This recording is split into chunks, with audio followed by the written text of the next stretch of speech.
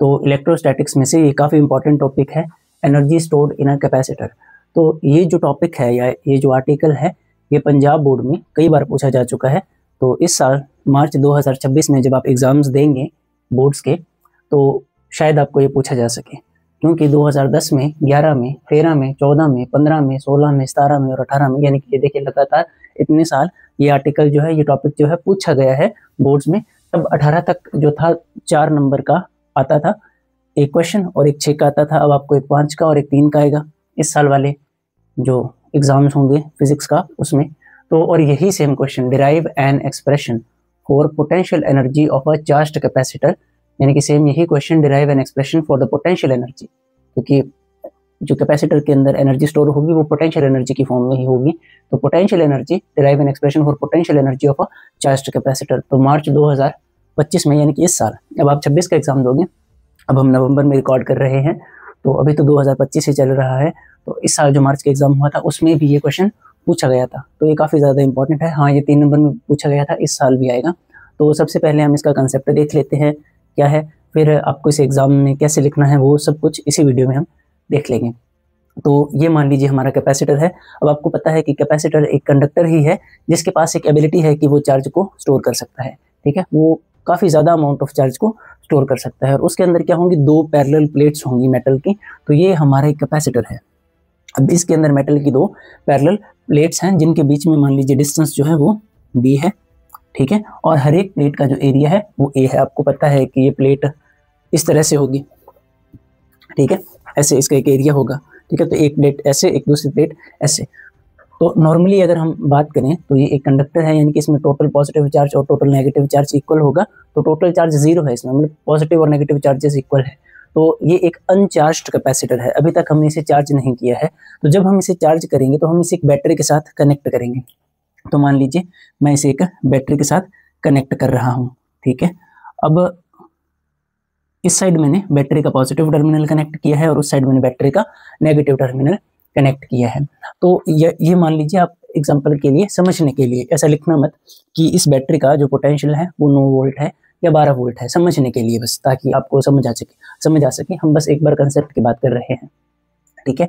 तो इनिशियली, यानी कि जो शुरुआती जो टाइम होगा, ये जो प्लेट होगी इसका पोटेंशियल कितना होगा, 0 वोल्ट। इस पर तो कोई पोटेंशियल ही नहीं है अभी तक, ठीक है, कोई चार्ज ही नहीं है। जितना ज़्यादा चार्ज होगा उतना ज़्यादा पोटेंशियल होगा। अगर आपको कम पता है चीज़ें तो बस आप एक ही बात याद रखिए, जितना ज़्यादा पोटेंशियल उतना ज़्यादा चार्ज, या जितना ज़्यादा चार्ज उतना ज़्यादा पोटेंशियल होगा, ठीक है। तो अब धीरे धीरे क्या हो, जैसे देखिए, जैसे high to low temperature flow करेगा, ठीक है, हर चीज़ की फ्लो की एक डायरेक्शन होती है, वैसे ही चार्ज जो होगा वो हमेशा high potential to low potential travel करेगा। चार्ज कैसे ट्रेवल करेगा, हमेशा high potential to low potential travel करेगा। तो यहाँ पर हाई पोटेंशियल है और यहाँ पर लो पोटेंशियल है, यानी कि यहाँ पर कोई पोटेंशियल ही नहीं है। अगर यहाँ पर 9 वोल्ट है, वहाँ पर 0 वोल्ट है, तो चार्ज कैसे ट्रेवल करेगा, ऐसे। तो मान लीजिए यहाँ से पॉजिटिव चार्ज गया, पहले यहाँ पर थोड़ा सा पॉजिटिव चार्ज आया, उसके कारण यहाँ पर इंडक्शन से नेगेटिव चार्ज आया। तो इसमें टोटल चार्ज 0 था, नेगेटिव चार्ज अगर एक तरफ आया तो पॉजिटिव चार्ज इस तरफ आ गया, ठीक है। और अभी हमने बात की थी जो चार्ज होगा वो high potential to low potential flow करेगा। अब ये पॉजिटिव है यहाँ पर चार्ज और यहाँ पर नेगेटिव पोटेंशियल है, मतलब ये ज़्यादा पोटेंशियल है। तो ये जो एक्स्ट्रा पॉजिटिव चार्ज है ये ट्रेवल करके यहाँ आ जाएगा, यानी कि चार्ज की डायरेक्शन पॉजिटिव टू नेगेटिव रही, ठीक है, या high potential to low potential रही। तो इतना हमें समझ आ गया। तो मान लीजिए जैसे जैसे इस पर चार्ज आता जाएगा, कितना भी टाइम लगेगा, अचानक से तो होगा नहीं, मान लीजिए मिली सेकेंड ही लगे, काफ़ी कम टाइम लगा पर टाइम लग रहा है। अचानक से ऐसा नहीं होगा कि 9 वोल्ट हमने बैटरी को कनेक्ट किया और कैपेसिटर फट से 9 वोल्ट पोटेंशियल पर आ जाएगा। आप ऐसा समझ सकते हैं कि एक कैपेसिटर एक बाल्टी की तरह है। जैसे बाल्टी पानी को स्टोर कर सकती है, वैसे ही कैपेसिटर जो है इलेक्ट्रिकल एनर्जी या चार्ज को स्टोर कर सकता है। तो जिस तरह से हम बाल्टी को अचानक से नहीं भर सकते, उससे टाइम लगेगा, ठीक है, तो उसी तरह से हम ऐसे इस कैपेसिटर को भी अचानक से चार्ज नहीं कर सकते। ये स्लोली चार्ज होगा, थोड़ा सा समझने के लिए, चाहे वो टाइम गैप बहुत कम हो। तो धीरे धीरे इस पर पॉजिटिव चार्ज आया, तो अगर इस पर पॉजिटिव चार्ज आएगा, सिमिलर यहाँ पर नेगेटिव चार्ज आएगा, और वो सारा जो एक्स्ट्रा पॉजिटिव चार्ज इंडक्शन के कारण इस साइड आएगा, वो ट्रेवल यहाँ करके वापस आ जाएगा। तो आपको शायद समझ आ रहा है, charge high potential to low potential flow कर रहा है। तो मान लीजिए थोड़ी देर बाद क्या हुआ, ये वोल्टेज इंक्रीज कर जाएगी क्योंकि इस पर चार्ज इंक्रीज कर गया। तो मान लीजिए 0 वोल्ट से हम 3 वोल्ट तक चले गए, अभी भी इसका पोटेंशियल कम है। तो धीरे धीरे मान लीजिए इसका पोटेंशियल 6 वोल्ट 7 वोल्ट तक इंक्रीज कर रहा है। तो अब जैसे जैसे यहाँ पर ज़्यादा पॉजिटिव चार्ज अक्यूमुलेट हो जाएगा, यानी कि यहाँ पर ज़्यादा पॉजिटिव चार्ज इकट्ठा हो जाएगा, तो अब ये पॉजिटिव चार्ज क्या करेगा, जो अपकमिंग चार्जेस होंगे, जैसे यहाँ से पॉजिटिव चार्ज आएगा, तो ये प्रोसेस कब रुकेगी, चार्जिंग की प्रोसेस कब रुकेगी, जैसे फ्लो करना कब रुकेगा, जब इक्वल पोटेंशियल हो जाएगा। जैसे ये लो पोटेंशियल इक्वल पोटेंशियल में कन्वर्ट हो गया, ये भी 9 वोल्ट पर आ गया, तब रुक जाएगा। पर तब तक तो चलेगा जब तक ना हो इक्वल। किस शायद समझ आ गया आपको। तो ये पॉजिटिव पोटेंशियल ज़्यादा था, ये कम था, तो चार्ज ऐसे फ्लो कर रहा है। अब चार्ज फ्लो कर रहा है, पर इस पर एडिशनल पॉजिटिव चार्ज काफ़ी ज़्यादा इस पर पॉजिटिव चार्ज आ चुका है। अब यहाँ से जो पॉजिटिव चार्ज आएगा वो और ये आपस में रिपल्शन क्रिएट करेंगे, ये काफ़ी ज़्यादा है, तो ये अपोज करेगा कि ये पॉजिटिव चार्ज यहाँ ना आए। ठीक है, तो सिमिलरली यहाँ पर जो बहुत सारा पॉजिटिव चार्ज होगा वो जा चुका होगा यहाँ से, तो यहाँ पर काफ़ी ज़्यादा नेगेटिव चार्ज होगा, वो भी अपोज करेगा कि यहाँ से जो पॉजिटिव चार्ज है वो ना जाए इस तरह। ठीक है, तो कुल मिलाकर कैपेसिटर के अंदर भी यहाँ पर एक पोटेंशियल डिफरेंस क्या हो चुका है, जनरेट हो चुका है, क्रिएट हो चुका है, या आप ऐसा बोल सकते हैं सेटअप हो चुका है। तो ये अपोज करेगा चार्ज के इस फ्लो को, इस अपनी तरफ आने को। तो बैटरी को एक एक्स्ट्रा वर्क करना पड़ेगा कि वो चार्ज को यहाँ पर भेज सके। तो बैटरी को जो एक्स्ट्रा वर्क करना पड़ रहा है वही जो है पोटेंशियल एनर्जी की फॉर्म में स्टोर हो रहा है, जैसे इलेक्ट्रिक फील्ड की फॉर्म में आप बोल सकते हो। इसके अंदर क्या होगा, इलेक्ट्रिक फील्ड जनरेट हो जाएगी एक, यही इलेक्ट्रिक फील्ड जो है पोटेंशियल एनर्जी इसी इलेक्ट्रिक फील्ड की फॉर्म में स्टोर हुई है। ठीक है, तो इसके अंदर इलेक्ट्रिक फील्ड मान लीजिए ई सेटअप हो चुकी है। ठीक है, तो होप आपको इतना समझ आया। तो ये इसका बेस था, यानी कि जब यहाँ पर पॉजिटिव चार्ज आएगा, काफ़ी ज़्यादा पॉजिटिव चार्ज हो जाएगा, तो और ज़्यादा पॉजिटिव चार्ज आ नहीं पाएगा। ठीक है, तो अगर हम थोड़ा सा भी D Q small positive charge मान लीजिए हम दे रहे हैं फाइनल स्टेजेस में, ठीक है, तो ये जो small D Q positive charge है इसे वहाँ तक ले जाने में बैटरी को वर्क करना पड़ेगा। ठीक है, तो ये जो वर्क होगा वही पोटेंशियल एनर्जी की फॉर्म में स्टोर होगा। तो ये था हमारा कंसेप्ट, इससे ज़्यादा हम इस पर बात नहीं कर सकते, वीडियो काफ़ी ज़्यादा लंबी हो जाएगी। होप आपको इतना समझ आया होगा कि क्या है energy stored in a capacitor. तो ये वर्क डन ही है जो बैटरी को करना पड़ रहा है चार्ज को वहाँ भेजने के लिए। इसके अंदर एक पोटेंशियल डिफरेंस जनरेट हुआ, उसके कारण चार्जेस का आना मुश्किल हो गया। तो जब आप एग्जाम्स में लिखेंगे तो ये मत लिखना, ये मत लिखना, ये भी मत लिखना, ठीक है, और ये 9 वोल्ट वगैरह ये मत बताना। एग्जैक्ट यही डायग्राम आप बना सकते हो और यही लाइंस लिख सकते हो। तो ये लाइंस क्या है, तो सबसे पहले जब एग्जाम होगा हमारा तो आपको 3 नंबर में ज़्यादातर चांसेस है ये पूछा जाएगा। मैं जानता हूँ 3 नंबर के लिए ये आपको लग सकता है कि काफ़ी लेंथी हो चुका है, पर नहीं हुआ है। जब आप लिखेंगे तो इतना ज़्यादा नहीं महसूस होगा आपको। तो पहली लाइन जो है, consider a parallel plate capacitor having 2 plates separated by a distance d and let a be the area of each plate. तो ये तो सिंपल था, ये तो कैपेसिटर के बारे में ही हमने लिख दिया कि हमने एक पैरेलल प्लेट कैपेसिटर कंसीडर किया है, ठीक है, जिसकी प्लेट्स के बीच में जो डिस्टेंस है वो d है और हर एक प्लेट का 2 प्लेट्स हैं, हर एक प्लेट का एरिया a है। उसके बाद हमने क्या लिखा है, ये बैटरी वाला, ठीक है, तो ये क्या था, when a capacitor is charged, ठीक है, जब हम मान लो बैटरी को रिमूव कर देंगे तब भी यहाँ पर ये वोल्टेज जो है रहेगी, ये पोटेंशियल डिफरेंस जो है वो रहेगा, मतलब ये इलेक्ट्रिक फील्ड रहेगी। ठीक है, और ये इलेक्ट्रिक फील्ड ही जो है वो क्या कर रही है, स्टोर कर रही है इसको, पोटेंशियल एनर्जी को। ठीक है, मतलब बैटरी है तब तक तो चार्जेस है, अगर मैं मान लो बैटरी को रिमूव भी कर दूंगा तब भी क्या रहेंगे, तब भी चार्जेस रहेंगे यहाँ पर। दैट इज वाई हम बोल रहे हैं चार्जिंग ऑफ अ कैपेसिटर। तो मैं काफ़ी बोल चुका हूँ, शायद आपको समझ आ गया होगा। तो when a capacitor is charged, तो जब एक कैपेसिटर को चार्ज करेंगे, और while charging a capacitor, charge आप ऐसा भी लिख सकते हो, while charging a capacitor charge moves from one plate to other plate, charge एक प्लेट से दूसरी प्लेट पर मूव करेगा। ठीक है, ड्यूरिंग दिस प्रोसेस, इस प्रोसेस के दौरान potential difference is created between the plates के बीच में क्या होगा, पोटेंशियल डिफरेंस जनरेट हो जाएगा। To move more charge some work has to be done against this potential difference, तो और ज़्यादा चार्ज ऐड करने के लिए यहाँ बैटरी को यहाँ हमें ज़्यादा वर्क करना पड़ेगा। This work done is stored in the form of electrostatic potential energy. हम इलेक्ट्रोस्टैटिक्स कर रहे हैं, कैपेसिटर उसका टॉपिक है, तो नाम क्या बना, electrostatic potential energy in capacitor. तो कोई भी इंस्टेंट पर, मान लीजिए कोई भी इंस्टेंट पर जब हम देखेंगे तो potential difference between the plates, मान लीजिए कोई भी इंस्टेंट पर पोटेंशियल डिफरेंस जो प्लेट्स के बीच में है वो है v। ठीक है, तो हमें पता है कि v को हम पोटेंशियल डिफरेंस को क्या लिख सकते हैं, v is equal to Q upon C. Reason हमें पता है कि is equal to C V होगा। ठीक है, बेसिक फॉर्मूला कैपेसिटेंस के लिए, तो v पोटेंशियल को q अपॉन सी हम लिख सकते हैं। तो एक बार के लिए आप इतना नोट कर लीजिए, वीडियो को पॉज करके, या आप स्क्रीनशॉट ले लीजिए, हम इसे साफ करके आगे का जो मैथमेटिकल एक्सप्रेशन है वो करेंगे।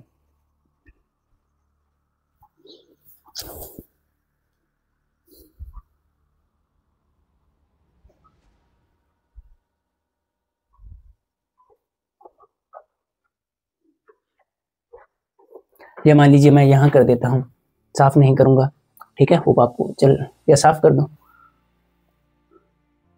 चलो मैं इतनी स्पेस में कर दूंगा, ठीक है, साफ नहीं करते।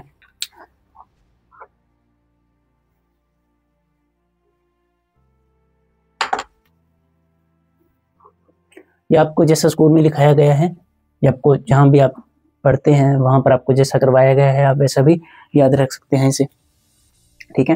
तो पोटेंशियल के लिए हमने लिख दी कि कोई भी इंस्टेंट पर यानी कि कोई भी मोमेंट पर चार्जिंग के दौरान अगर हम पोटेंशियल देखेंगे तो उसे ऐसे लिखा जा सकता है, ठीक है। अब मान लेते हैं let D Q,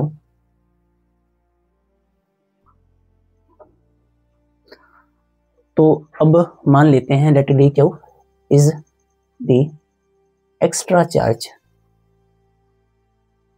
that is transferred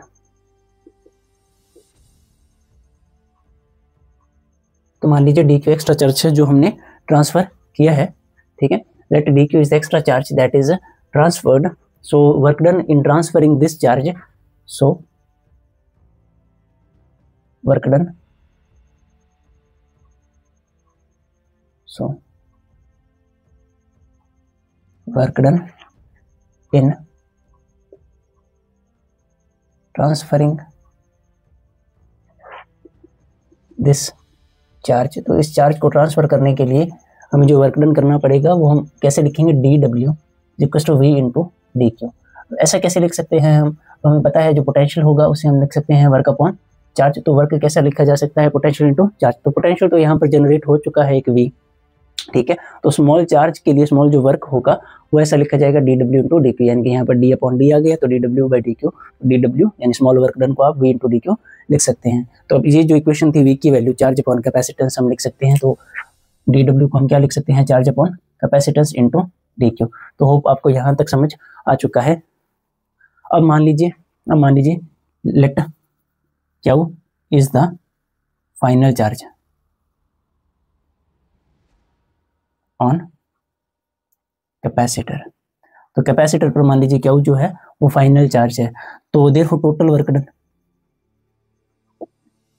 तो ये तो स्मॉल वर्क डन था, टोटल वर्क डन हमें कैसे मिलेगा, हम इंटीग्रेट कर देंगे, स्मॉल वर्क डन को इंटीग्रेट कर देंगे। अगर इंटीग्रेशन करेंगे तो taking both side integration, D W वहाँ पे Q upon C D Q. अब लिमिट्स में करना होगा, मान लीजिए तो वर्क डन के लिए तो हम ना लिखें, कोई भी लिमिट जरूरी नहीं है, ठीक है। इसके लिए लिखेंगे तो जीरो चार्ज था कैपेसिटेंस पर, तो टोटल चार्ज क्यू हो गया, तो हम लिमिट से ये लिख सकते हैं। इसे तो हम नॉर्मली डब्ल्यू लिख देंगे, कैपेसिटेंस एक कांस्टेंट है तो ये बाहर आ जाएगा 1/c, अंदर बचा क्यू इंटू डी क्यू, और जीरो टू क्यू लिमिट्स जब हम इंटीग्रेट कर देंगे तो ये क्यू है, इसकी पावर 1 है। इंटीग्रेशन में नॉर्मली वेरिएबल की अगर पावर 1 हो तो पावर में एक जोड़ेंगे, तो पावर में एक ऐड कर देंगे, नीचे एक ऐड कर देंगे, तो इंटीग्रेशन की बेसिक फॉर्मूला से ये आएगा क्यू स्क्वायर अपॉन 2 इंटीग्रेशन होने के बाद, और यहाँ पर बचा 0 से क्यू, इंटीग्रेशन हो गई और 1/c तो बाहर इसके पास था ही। तो जब हम लिमिट पुट कर देंगे तो 1/c तो ऐसे ही है, तो upper limit minus lower limit, upper limit में capital Q square by 2 minus 0 square by 2। Hope आपको इतना समझ आया, ठीक है। तो अब आगे सॉल्व करने के लिए मैं इस चीज़ को, इतनी जगह को साफ कर देता हूँ।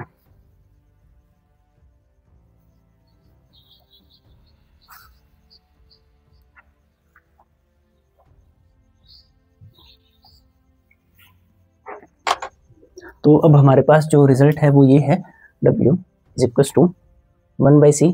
अब ये तो 0 हो जाएगा, ये बचा क्यू स्क्वायर बाई 2, तो 2 को c के साथ लिख सकते हैं 2 इंटू क्यू स्क्वायर, तो ये बचा हमारे पास फॉर्मूला। हम नॉर्मली इसे ऐसे भी लिख सकते हैं, W is equals to Q square upon 2c। So this work done is stored in the form of potential energy. तो ये वर्क डन था जो पोटेंशियल एनर्जी की फॉर्म में स्टोर था। अब ये एग्जैक्ट फॉर्मूला तो नहीं है, तो हम इसे थोड़ा सा कन्वर्ट करेंगे हमारे हिसाब से। हमें पता है क्यू इज इक्वल्स टू सी भी लिखा जा सकता है, तो डब्ल्यू को हम क्या लिख सकते हैं, क्यू स्क्वायर को क्या लिख सकते हैं, सी स्क्वायर वी स्क्वायर, क्योंकि क्यू की वैल्यू सी वी, तो सी स्क्वायर वी स्क्वायर, नीचे था 2c। अब एक सी से एक सी कैंसिल किया जा सकता है, तो 1/c वी स्क्वायर ऐसा लिखा जा सकता है। तो this work done stored in the form of potential energy you, आप ऐसा लिख सकते हैं, दिस वर्क डन, ऐसे यहाँ पर स्पेस कम है, तो this work done is stored in the form of potential energy। पूरा लिख लीजिएगा, ठीक है, काफ़ी लेंथी हो गया है, हम और नहीं लिखेंगे। तो U is equal to W is equal to half C V square. एक फॉर्मूला और बना सकते हैं हम, जैसे सी वी इंटू वी लिखा जा सकता है इसे, तो सी वी को क्यों लिख सकते हैं, यानी कि जो U है W इज इक्वल टू हम इसे लिख सकते हैं हाफ CV इंटू वी, इसे क्यू लिख सकते हैं। तो हाफ QV भी लिखा जा सकता है। यानी कि हमारे पास 3 फॉर्मूलाज बन चुके हैं, एक ये पोटेंशियल एनर्जी का, एक ये। और ये जो पोटेंशियल एनर्जी है ये इस इलेक्ट्रिक फील्ड की फॉर्म में ही स्टोर हुई है। तो ये जितना ज़्यादा वर्क हमें करना पड़ेगा उतनी ज़्यादा स्ट्रॉन्ग इलेक्ट्रिक फील्ड होगी। जब हम हटा देंगे बैटरी को तब भी इलेक्ट्रिक फील्ड रहेगी। यानी कि जो वर्क डन है ये पोटेंशियल एनर्जी की फॉर्म में स्टोर हुआ है, बट इलेक्ट्रिक फील्ड। सो ये था हमारा आर्टिकल। तो ये काफ़ी इंपॉर्टेंट है, आप इसे एक दो बार और देख लीजिएगा। अगर आपको आप इसे एक दो बार और देख लीजिएगा, अगर आपको समझ ना आए तो, या आप कमेंट कर सकते हैं अगर आपका कोई डाउट हो तो ये काफ़ी इंपॉर्टेंट आर्टिकल है, इसकी 2-3 बार प्रैक्टिस कर लीजिएगा। मिलते हैं नेक्स्ट इंपॉर्टेंट टॉपिक्स में, मिलते हैं नेक्स्ट इंपॉर्टेंट टॉपिक्स की वीडियोज़ में। देखिए ऐसा है, कहा नहीं जा सकता कि ये आएगा या ये नहीं आएगा, पर हम डेटा के बेस पर बात कर सकते हैं कि इतने सालों में ये पूछा गया है, फिर अचानक से 25 में पूछा गया। तो अगर 11 वाला बच्चा सोचता, ठीक है, जैसे पहले आया होगा कभी, तो 11 वाला बच्चा सोचता कितने साल आया था, 10 में आया है, 12 में नहीं आया, ठीक है, पर 13 में आ गया। फिर 13 वाला बच्चा सोचेगा इसमें नहीं आएगा, इसमें भी आ गया। ये बच्चा सोचेगा इन 2 सालों में तो आया था, 12 में नहीं आया, अब 2 सालों में आया है, 15 में नहीं आएगा, पर 15 में आ गया। तो हम ऐसे प्रेडिक्शंस नहीं कर सकते। तो ये एक इंपॉर्टेंट आर्टिकल है, तो हम करेंगे इसे। अगर हम अच्छे से काम करेंगे, अच्छे से तैयारी कर लेंगे, तो हमें ऐसे प्रेडिक्शंस पर नहीं चलना पड़ेगा। तो नॉर्मली ज़्यादा से ज़्यादा काम कीजिए, स्मार्टली काम कीजिए, यानी कि जो ज़्यादा रिपीटेड टॉपिक्स है पहले उन्हें कर लीजिए, फिर अपना सारा कंसेप्ट जो है वो कवर कीजिए। तो इससे हम ज़्यादा से ज़्यादा क्वेश्चन जो है वो कर पाएंगे बोर्ड्स में, और हमें रिजल्ट वाले दिन उदास नहीं बैठना पड़ेगा। तो मिलते हैं नेक्स्ट वीडियोज़ में।